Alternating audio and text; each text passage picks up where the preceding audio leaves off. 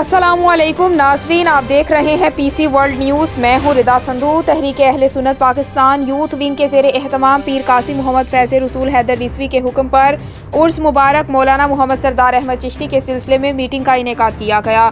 हमारे city reporter Abdul Hammad की तफसीलात के मुताबिक तहरीक अहले सुन्नत पाकिस्तान यूथ विंग के ज़ेरे एहतमाम पीर कासिम मोहम्मद फैज़ रसूल हैदर रिज़वी के हुक्म पर उर्स मुबारक मौलाना मोहम्मद सरदार अहमद चिश्ती के सिलसिले में मीटिंग का इनेकाद किया गया। ज़िले सदर तहरीक अहले सुन्नत आशिक रिज़वी ने ब्रीफिंग दी और सदर उमर फारूक रिज़वी, जनरल सेक्रेटरी मियाँ हसन अली कादरी और दीगर काबीना और कारकुनान ने शिरकत की।